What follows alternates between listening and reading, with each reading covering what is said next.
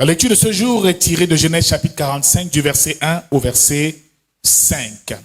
Et le titre de cette lecture est simplement « Les larmes de Joseph ». Genèse chapitre 45 nous parle ici d'un épisode important de la vie de Joseph, du moment où Joseph, après avoir passé plusieurs années loin de sa famille, a enfin retrouvé ses frères qui sont prosternés devant lui. Et souvenez-vous, dans Genèse chapitre 37 au verset 1, la Bible déclare encore que Jacob avait plusieurs fils. Jacob qui est Israël. Et l'un de ses fils, Joseph, a eu un songe, a eu plusieurs songes, où il voyait son père, sa mère, ses frères se prosterner devant lui. Il est donc venu dire à sa famille ce qui s'est passé et quel rêve il a eu à faire. Et la Bible nous fait comprendre ici que Jacob, son père, l'a combattu. Crois-tu que moi, ta mère et tous tes frères, nous allons nous prosterner devant toi? D'où vient une telle pensée?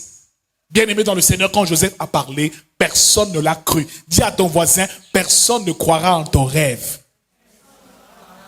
Le signe qui montre que c'est Dieu qui t'a parlé par rapport à ta mission, c'est que personne ne va y croire. Parce que quand Dieu déclare quelque chose dans ta vie, cela semble inimaginable et impensable aux yeux des hommes. Dieu devait élever Joseph, mais ce jour, quand il a vu son père, sa mère, ses frères, il leur a dit qu'il a vu la lune et les étoiles se prosterner, le soleil se prosterner devant lui. Frère, personne n'a cru en ce qu'il avait dit. La Bible nous fait comprendre ici que les frères de Joseph l'ont haï. Dis avec moi, haï. Bien-aimé dans le Seigneur, toute personne qui a une grande destinée sera combattue. Toute personne qui porte en lui la semence de Dieu, la vision de Dieu, le plan de Dieu sera permanemment combattu. Bien-aimé, la Bible déclare que l'homme aura pour ennemi les gens de sa propre maison. Alors dis avec moi, tes persécutions par lesquelles tu passes, c'est normal. La vision que tu as, c'est normal. Mais dis, ne renonce pas à la vision que Dieu t'a donnée. Ne renonce jamais au plan de Dieu. Garde la foi jusqu'au bout. Parce que dès l'instant où Joseph a reçu une telle vision, sa vie n'a plus été la même. Ses frères l'ont haï davantage. Frères, c'était encore terrible. Parce que ce sont les mêmes frères qui l'ont jeté dans une citerne. Et qui l'ont vendu aux marchands ismaélites, qui ont voulu le tuer. Voilà celui qui porte la robe, la tunique de multiples couleurs. Nous allons le tuer. Nous verrons encore comment il va avoir de telles visions. Mon frère, toute grande destinée est toujours combattue. Mais d'épreuve en épreuve, de souffrance en souffrance, Joseph a cheminé. Il est allé en tant qu'esclave, serviteur de Potiphar en Égypte. Par la suite, il a été envoyé en prison. Bien-aimé, la Bible nous fait comprendre ici que malgré les tribulations, les persécutions, Joseph ne s'est pas découragé. Dis avec moi, ne te décourage pas. Dis, n'abandonne jamais la vision de Dieu. N'abandonne jamais le plan de Dieu. Parce que je vous dis la vérité, même Jésus à un moment a failli se décourager. Il a dit, Père, ôte de moi cette coupe. Ôte de moi cette coupe. Mais non ma volonté, mais la tienne. Il a accepté son destin. Il a accepté de passer par les tribulations. Et la Bible nous fait comprendre ici que Joseph, après avoir traversé toutes ces étapes, s'est retrouvé gouverneur d'Égypte. La prophétie s'est enfin accomplie. Je prophétise ce matin que la prophétie va s'accomplir dans ta vie. Que tes ennemis vont se prosterner devant toi. Parce qu'il y a un temps pour pleurer, mais il y a aussi un temps pour être élevé. Quand le temps de l'abaissement ça se termine, le temps de l'élévation commence. Mais Dieu, avant de t'élever, va d'abord t'abaisser. Avant de te faire voir la gloire qu'il t'a réservée, tu passeras par les épreuves. Au point où tu diras que pour moi, tout est fini. Je n'ai plus d'espoir, Seigneur. Mais c'est quand Dieu n'a pas dit son dernier mot, frère. Dieu, jusqu'à aujourd'hui, n'a pas dit son dernier mot. Il te relèvera de la poussière et de la boue. Et te fera asseoir à la table des rois. C'est ce qui est arrivé à Joseph. Il ne s'est jamais découragé. Dis avec moi le temps de l'accomplissement de la prophétie. C'est le temps de l'accomplissement maintenant, frère. Si tu es ici en ce lieu, si tu es un élu de Dieu, c'est un temps d'accomplissement. Bien-aimé dans le Seigneur, tes larmes Dieu va les essuyer au nom de Jésus. Frères, ce jour, c'était enfin le grand jour. Ses frères se sont retrouvés devant lui. Ses frères se sont prosternés devant lui. Mais bien aimé dans le Seigneur, ce jour, Joseph a fait quelque chose qu'il n'avait jamais fait. Et la Bible nous dit ici que Joseph, au verset 1, ne pouvait plus se contenir devant tous ceux qui l'entouraient. Il s'écria, faites sortir tout le monde. Et il ne resta personne avec Joseph quand il se fit connaître à ses frères. Il éleva la voix en pleurant. Les Égyptiens l'entendirent et la maison de Pharaon l'entendit. Bien-aimé dans le Seigneur, Joseph a pleuré. Dis encore avec moi les larmes de Joseph. Et voyez-vous, une chose m'intrigue dans ce chapitre. C'est que Joseph n'a pas pleuré quand son père et sa mère l'ont rejeté. Ont rejeté la vision qu'il a reçue. Joseph n'a pas pleuré quand ses frères l'ont jeté dans la citerne. Joseph n'a pas pleuré lorsqu'il est allé comme esclave chez Potiphar. Joseph n'a pas pleuré quand la femme de Potiphar l'a accusé injustement. Joseph n'a pas pleuré quand il est allé en prison. Mais le jour où il a rencontré ses frères, ses larmes ont coulé. Joseph a pleuré. Je ne sais pas de quelle larme tu pleures, tu souffres, de quelle souffrance tu souffres en ce moment. Mais je dis en ce jour que le Seigneur essuie tes larmes. Que le Seigneur sèche tes larmes. Car tu as déjà trop pleuré. Et ce temps est un temps où Dieu va faire plier le cœur de tous tes ennemis et de tous ceux qui te persécutaient. La gloire de Dieu sera si grande dans ta vie que les gens se demanderont qu'est-ce qui se passe. Bien-aimé, depuis longtemps tu es oublié, tu es abandonné, tu es rejeté, tu es livré à toi-même. Mais il y a un temps pour souffrir. Mais il y a un temps où Dieu nous révèle au monde. Pourquoi est-ce que Joseph pleurait? Il a pleuré parce que son cœur était brisé. Il a pleuré parce qu'il avait mal au cœur. Il a prié parce qu'il a été tellement rejeté, tellement abandonné, tellement humilié par sa famille. Quand il a vu ses frères, il n'a pas pu se retenir. Frères, bien-aimés, les blessures ne sont pas seulement physiques, elles sont aussi émotionnelles. Qu'est-ce qui cause les blessures à notre âme? Bien aimé, parfois les paroles peuvent détruire et blesser notre cœur. Fais attention aux paroles que tu écoutes. Parfois des actes que quelqu'un pose peuvent te blesser. Bien aimé dans le Seigneur, on peut être blessé de bien des manières, des injustices qu'on vit, bien aimé dans le Seigneur. Et ici, Joseph était triste. Il s'est mis à pleurer parce qu'il avait le cœur gros comme ça. Frère, quand ça ne va pas, apprends à pleurer. Il faut apprendre à exprimer tes émotions pour guérir des blessures du cœur, des blessures de l'âme. Apprends à exprimer tes émotions et à dire ce que tu ressens. Ne garde pas tout dans ton cœur.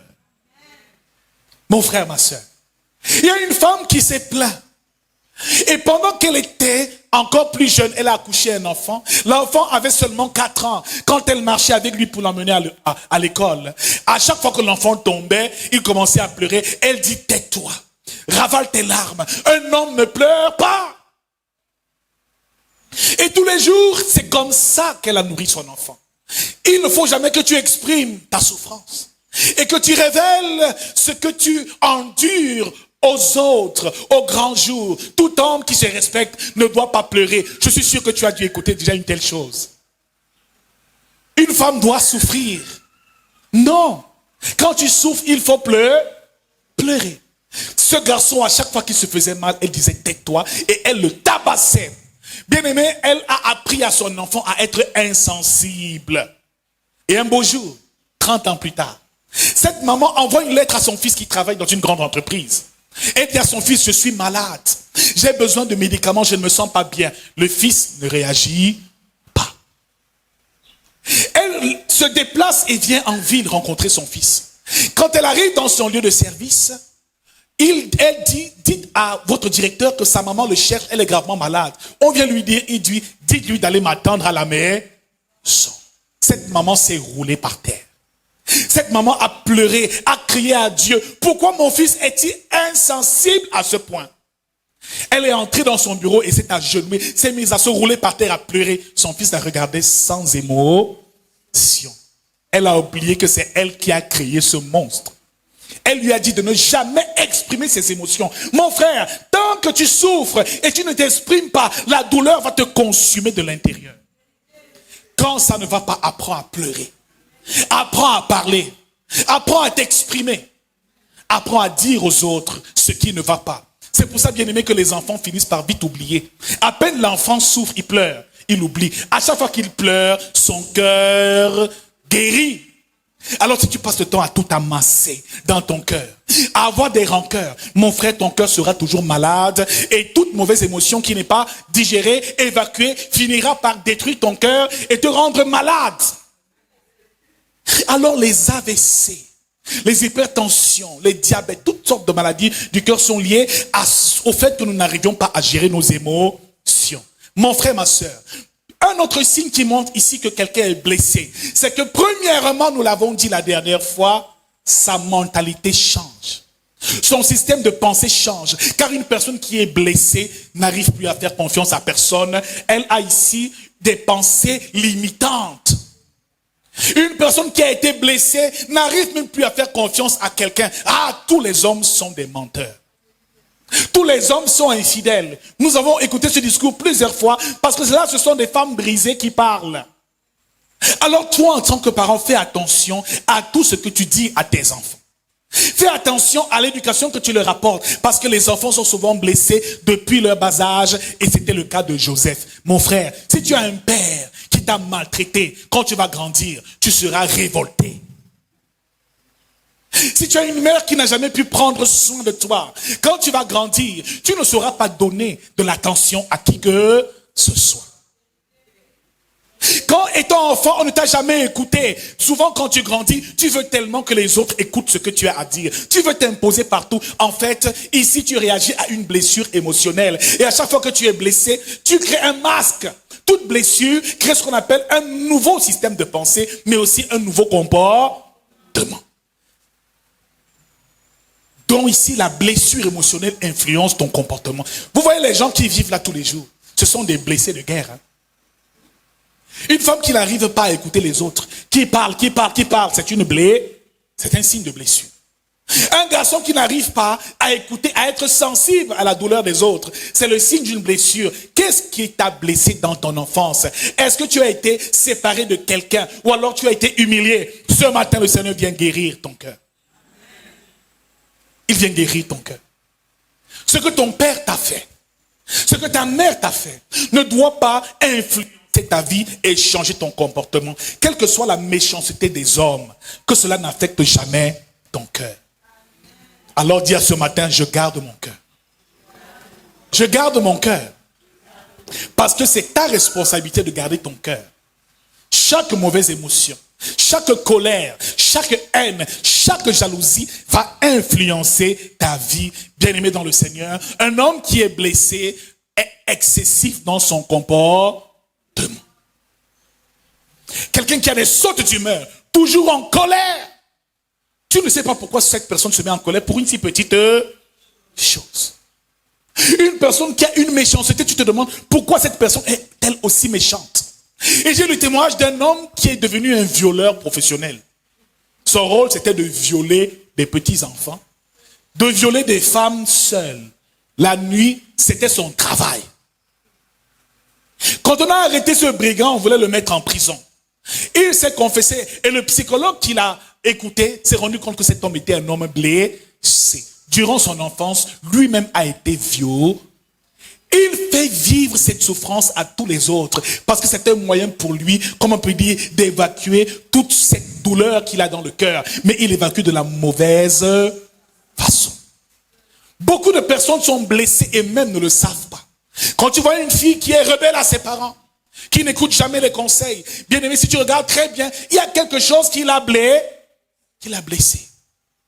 Et tant que tu n'es pas guéri, bien-aimé dans le Seigneur, toute blessure reproduit ce qu'on appelle des schémas comportementaux, mais surtout t'amène à voir et à répéter toujours les mêmes choses. Si tu revis les mêmes histoires, les mêmes échecs, les mêmes problèmes tout le temps, les mêmes séparations, ça veut dire que la blessure est en train de détruire toute ta vie.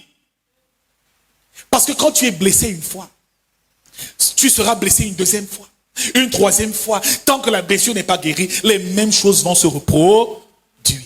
Et vous allez voir, une sœur qui a été blessée et abandonnée par un homme avec qui elle a passé de longues années, qui décide de se remarier 2 ans plus tard, cet autre homme aussi la rejette, qui décide de se remarier 5 ans plus tard, finalement, elle est rejetée par tous les hommes. Le problème, c'est pas les hommes qui partent, c'est que cette personne a des blessures.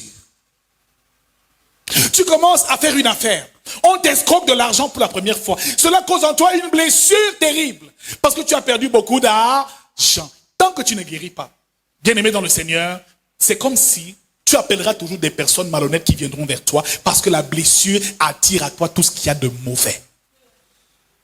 Tu ne le sais pas. Le problème, ce n'est pas les autres. Le problème, c'est toi. Est-ce que ton cœur a guéri? C'est comme si tu es un aimant à problème. À chaque fois qu'on s'approche de toi, frère, c'est seulement pour t'escroquer. Le problème, c'est quoi? C'est toi, parce que tu ne réalises pas que ton cœur est malade. Et tant que tu ne changes pas ton système de pensée. Et Job me disait encore, c'est ce que je crains qui m'arrive. Dès l'instant où tu dis que vraiment cet homme m'a trahi, et tu dis dans ton esprit, dans ta pensée, dans ta conscience que tous les hommes sont des infidèles. Dès que tu intègres ça dans ton système de pensée, frère, c'est comme si tu vas seulement attirer et reproduire la même scénario sans cesse. Alors ma prière ce matin, c'est que le Seigneur te délivre, nous délivre tous. C'est qu'il guérisse nos cœurs brisés et qu'il nous fasse aller de gloire en gloire au nom de Jésus-Christ. Alléluia. Jésus lui aussi a été blessé. Quand tu ouvres le livre de Matthieu chapitre 26, ou disons même verset, à partir du verset 26, Dieu dit encore, mon Dieu, Jésus dit, mon Dieu, pourquoi m'as-tu abandonné? Et au jardin de Gethsémani, au verset, chapitre 26, au verset 56, la Bible déclare, alors tous les disciples l'abandonnèrent et prirent la fuite. Donc Jésus a été abandonné par les disciples qu'il avait. C'est les mêmes qui disaient que nous irons avec toi jusqu'à la mort. Pierre a dit que même si tu es une occasion de chute pour tous les autres, moi tu ne seras jamais une occasion de chute pour moi. Ce sont les mêmes qui l'ont abandonné. Frère, être rejeté, être abandonné, c'est quelque chose de difficile à vivre. Et la première blessure qu'il va falloir identifier, la toute première blessure émotionnelle s'appelle la blessure du rejet. Bien-aimé dans le Seigneur, le rejet, être rejeté, est souvent effectivement une chose qui cause des blessures dans nos vies. Le rejet, c'est l'action de rejeter. Être rejeté, c'est être repoussé par quelqu'un, par un groupe ou par une famille. Beaucoup ont développé ce qu'on appelle la blessure du rejet depuis leur venue dans ce monde. Depuis le ventre de ta mère, peut-être tu as été rejeté. Rejeté par ton père, peut-être qu'il ne voulait pas avoir d'enfant. Rejeté par ta mère qui n'était pas prête à concevoir. Alors le rejet se conçoit depuis le sein maternel. Fais très attention, le rejet et l'abandon commencent depuis le ventre de ta mère. Quand tu sors des entrailles de ta mère, comment tes parents t'encadrent-ils? Est-ce que tu reçois assez d'amour de leur part? Si par hasard, un des parents n'est pas assez affectif, et généralement, le parent du même sexe, frère, tu risques d'énormément souffrir. Il y a donc des filles qui grandissent sans l'amour de leur père, mais qui se sentent permanemment rejetées et exclues de la famille, peut-être à cause de leur état de santé, peut-être à cause de leurs résultats scolaires, peut-être à cause du fait que les parents n'aient pas eu envie d'avoir d'enfants. Bien aimé, la blessure du rejet est souvent imprégnée dans notre ADN depuis notre plus petite enfance. Parfois, tu te sens rejeté parce qu'à chaque fois que tu veux parler à tes parents, ils refusent de t'écouter. Parents, faites attention, apprenez à écouter vos enfants. Il y a des parents qui n'écoutent jamais ce que les enfants ont à dire. Et plus tu vas parler, et moins on va t'écouter, plus tu sentiras que tu es rejeté parce qu'à la maison, personne ne veut t'écouter et n'est sensible à ta douleur. Mon frère, ma soeur, fais attention, si tu es parent, à écouter les plaintes même des petits-enfants. Sinon, tu risques de créer en eux ce qu'on appelle la blessure du rejet. Mon père ne m'écoute jamais. Quand je parle, il me coupe toujours la parole, puis par la suite, il me dit non, j'ai pas le temps d'écouter tes bêtises. Je cherche l'argent, je cherche l'argent, je cherche l'argent. Bien-aimé, fais attention, apprends à écouter, parents. Cela vient du fait que, généralement, les parents n'arrivent pas à écouter. Et beaucoup ici, habités par ce sentiment de rejet, se retrouvent dans la tristesse. Sont permanemment dans l'anxiété. Toute personne qui se sent rejetée et qui a une blessure de rejet dans son cœur, bien-aimé dans le Seigneur, se sent rejeté et est généralement anxieux. Vous avez vu le genre de personnes qui passent le temps seulement à réfléchir, au point où ça commence à te détruire la santé. Bien aimé, quand ce genre d'émotion, d'anxiété commence à t'animer, ton estomac, tes entrailles commencent à souffrir, ton corps commence à souffrir. Alors dis ce matin à ton voisin, cesse d'être anxieux et répare cette blessure. Celui qui est blessé et qui vit la blessure de rejet se dénigre permanemment et n'a pas confiance en lui. Il dit permanemment, je suis nul. Est-ce qu'un homme peut même me regarder? Ah, moi je n'ai personne qui peut me mettre même au travail. Celui qui est blessé et qui souffre de la blessure du rejet, quand tu l'observes au contraire, quand tu l'observes tous les jours, il a ce qu'on appelle le masque du fuyant. Toujours en train de fuir les responsabilités. Il a peur de s'engager. Il a peur de faire confiance. Parce qu'à l'origine, il a été rejeté. Ma sœur, si tu veux te marier avec un homme, demain, rassure-toi qu'il n'y ait aucune blessure de rejet dans ton cœur. Apprends à t'accepter comme tu es. Et réalise que tous ceux qui t'ont fait souffrir l'ont fait inconscient. Tu étais peut-être un enfant et tu t'es senti rejeté. Ce n'est pas la raison pour laquelle, c'est pas pour cela que tu vas pourrir la vie de ton conjoint. Celui qui a cette blessure de rejet est généralement timide, refuse de s'exprimer, aime bien être caché, refuse souvent les responsabilités. Il vit ce qu'on appelle un repli sur soi, une manque de confiance en lui-même. Bien-aimé dans le Seigneur parce qu'il a été rejeté. Il vit dans la peur d'être rejeté, d'être exclu de l'église, d'être exclu de son entreprise. À chaque fois donc que les collègues vont essayer de l'exclure, il va répondre de manière agressive parce qu'au fond de lui, il y a une blessure. Il peut soit perdre son estime de soi, soit au contraire se révolte et tout faire pour être accepté par les autres. Vous savez, le genre de personne qui aime bien se faire beau, qui fait tout pour être accepté par les autres, qui essaie même d'être perfectionniste dans sa vie au quotidien. Le genre de personne qui met des vêtements non pour se plaire à lui, mais pour plaire aux autres. Elle fait tout pour être trop gentille et plaire aux autres. Toute sa vie est déterminée par ce que les autres pensent de lui. Parce qu'il a été rejeté, il veut permanemment guérir de cette blessure. Joseph, lui aussi, a été rejeté. Mais Joseph, le problème, c'est qu'il n'a pas parlé, il ne s'est jamais exprimé. Alors, quand tu ressens que des gens veulent t'exclure, il faut que tu exprimes tes émotions. Amen. Si tu es triste, dis-leur, je suis triste. Il faut en parler. Ne garde pas tout dans ton cœur. Si tu veux pleurer, pleure. Dis à ton voisin, pleure. Déchire ton cœur devant le Seigneur. Exprime-toi. Alléluia.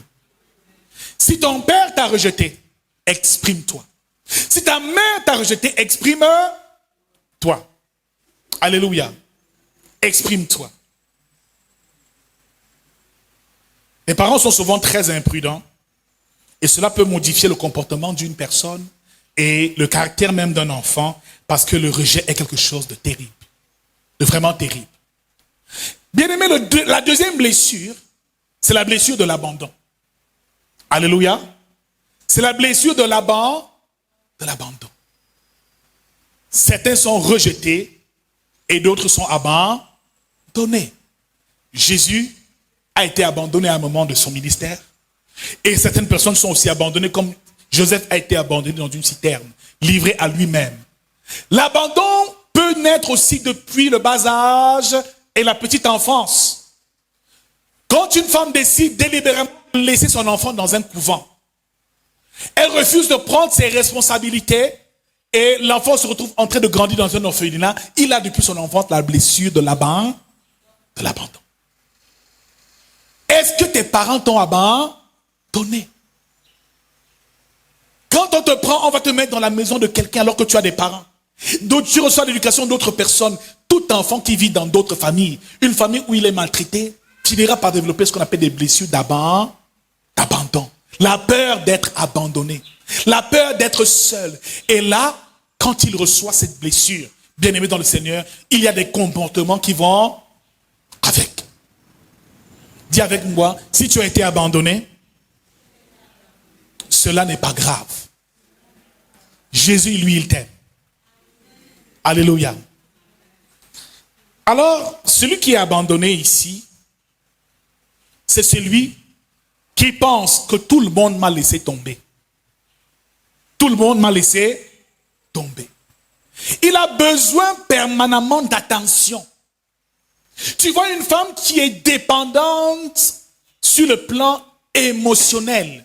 On parle de dépendance affective. Celui qui a la blessure d'abandon finit par être dépendant de l'amour des autres parce qu'il commande l'amour.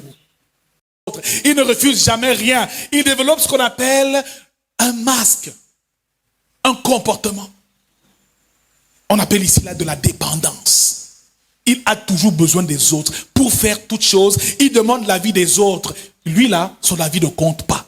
Quand tu vois quelqu'un agir comme ça, sache qu'il a une blessure, la blessure de l'abandon. Ma prière ce matin, c'est que le Seigneur te délivre. L'abandon peut venir à cause de la séparation avec un être cher.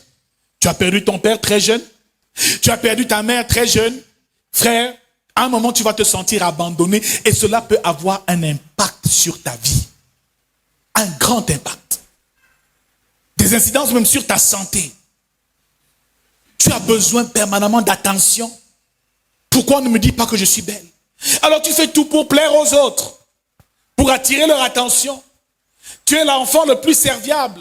Tu ne sais pas dire non, parce que tu dis, ah, si je lui dis non, la personne va m'abandonner. Et même dans la vie de couple, tu es tellement dépendant de l'autre. Mon frère, l'autre ne doit pas être la source de ton bonheur. Aucun homme ne doit être la source de ton bonheur. C'est toi-même qui dois être la source de ton bonheur. Le bonheur doit provenir de toi-même. La joie doit être en toi.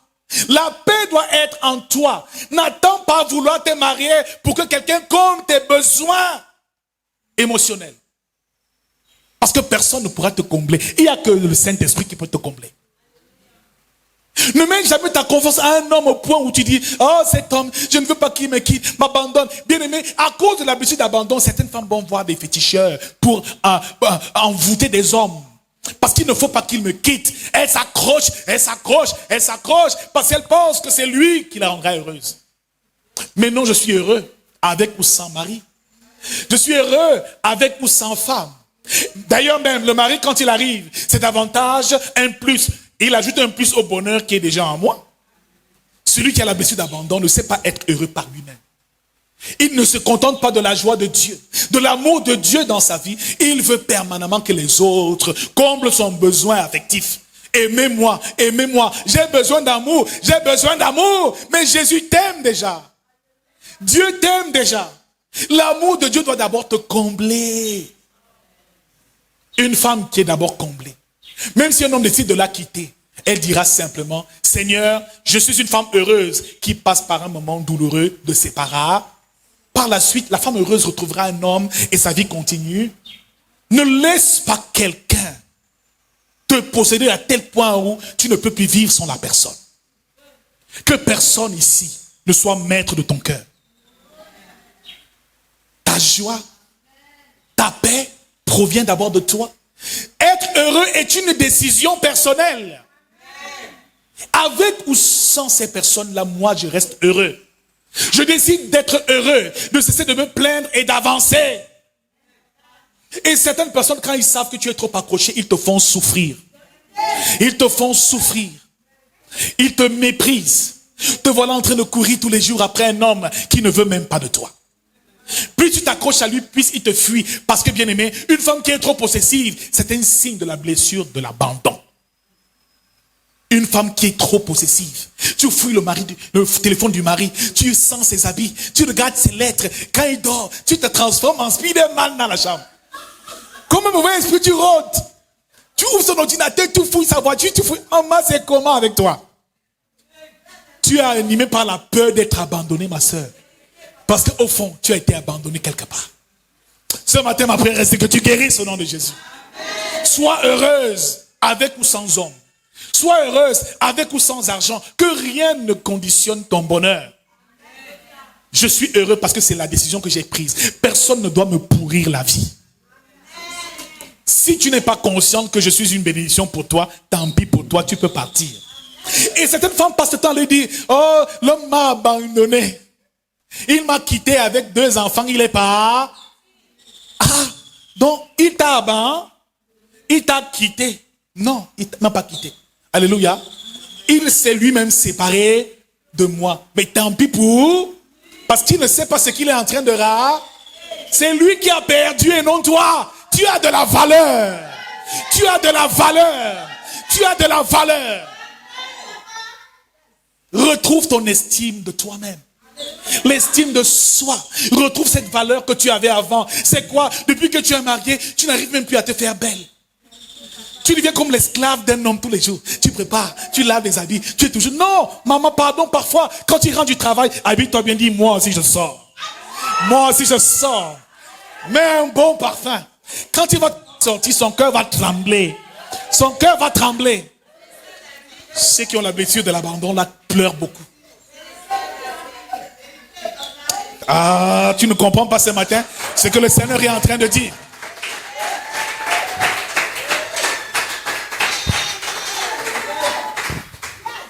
Frère, apprends à te donner de la valeur, hein, mon ami. Personne ne te donnera la valeur à ta place. Hein. Amen. Alléluia.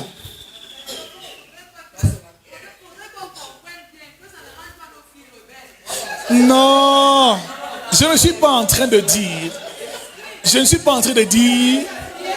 qu'il faut se rebeller. Amen. Non, je ne suis pas en train de dire qu'il faut se rebeller. Mais donne-toi de la valeur et de l'estime pour toi-même. Apprends à t'aimer toi-même. Quelqu'un qui souffre de la blessure de l'abandon, il veut tellement faire plaisir aux autres qu'il finit par s'oublier. Tu vois une personne qui travaille tellement, il donne seulement l'amour aux enfants. Les enfants voyagent, ils travaillent, ils donnent à manger. Elle-même, elle n'a rien, toujours malheureuse. Parfois, prends soin de toi-même. Va aussi au sauna, on te masse un peu le corps. Va aussi faire un peu de pédicure. Tu mérites. Donne-toi de la valeur, femme. Pareil pour un homme aussi. Il y a des hommes très jaloux.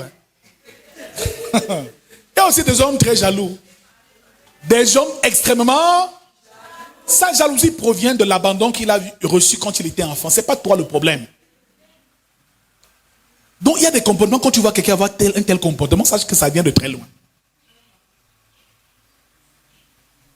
D'autres personnes qui veulent même se suicider par amour. Hey! Amen. Je me souviens, j'ai demandé à ma pasteur une fois, écoute, si ton ex te dit que reviens-toi avec moi, sinon je meurs. Tu vas faire comment? Il dit qu'il meurt. Qu'il meurt, papa. Il va seulement mourir. C'est son problème. Amen. Toi, si quelqu'un avec qui tu as été te dit, non, s'il te plaît, tu es déjà marié ou tout. Pardon, reviens avec moi, je vais me couper les veines. Reviens dans ma vie. Mon frère, meurs. En enfer, on aura besoin de toi là-bas. Alléluia. Donc, je n'invite pas les sœurs ici à se rebeller, mais c'est apprends à retrouver ton estime. Donc, nourris-toi toi-même. Sois la source de ton bonheur. Chaque matin, dis Seigneur, mets-toi devant ton miroir, dis je suis une créature merveilleuse. Vois comment je suis belle. Apprends à t'aimer. Même si tu es trop grosse, même si tu es courte. Et je vous ai dit ici que moi-même j'ai eu des problèmes, j'ai eu des blessures. Amen. J'ai développé ce qu'on appelle la blessure de l'humiliation quand j'étais plus jeune. Je l'ai dit ici dimanche dernier. J'étais un grand sportif, j'aimais le sport. J'ai pas tout été comme ça. J'aimais le sport. Alors j'aimais le sport, le basket, particulièrement le basketball. Alors j'étais l'un des plus grands joueurs de mon lycée. Et à cette époque-là, j'étais la star. Tous mes camarades, oh là là, j'étais le meneur de l'équipe. Je jouais, c'était formidable. Il fallait voir, mais les matchs étaient spectaculaires. Mais après un congé, je rentre à l'école. Tous mes amis avaient déjà grandi. 1m80. 1m90, moi je n'ai pas dépassé les 1m60. J'ai été révolté. C'est pas possible. J'ai été complexé par ma taille. Moi qui suis le meilleur joueur, pourquoi je ne grandis? Seigneur, pourquoi tu as fait ça? Frère, c'est une blessure. Et je vous ai dit ici que j'ai joué le dernier match que j'ai joué. J'ai commencé à jouer au basket, je jouais. J'ai raté un panier. C'est tout le monde qui a commencé à me huer. Oh, et tout nous. Oh, le coup. Oh, et mort au premier. J'ai reçu tous les noms d'oiseaux. Ce match-là, ça a été le pire match de ma. J'ai été humilié. Ce jour, j'ai décidé que le sport et moi, c'était. Ma femme me demande aujourd'hui, homme de Dieu, mais pourquoi toi tu ne regardes jamais le foot à la télé? Quand il y a le foot, ça pour moi les bêtises là. Quand il y a un match de basket, enlève-moi ça. Elle dit, mais qu'est-ce qu'il y a? Quel est ton problème? Donc moi, ma frustration vient du fait que j'ai arrêté le sport malgré moi. La taille, maman. Que Dieu me guérisse au nom de Jésus. Aujourd'hui, je n'ai pas une grande taille, mais un grand esprit au nom de Jésus. Alléluia. Donc on peut naître de beaucoup de choses. Le sentiment même de rejet peut naître du fait que ton enfant, ton frère naît un an après toi.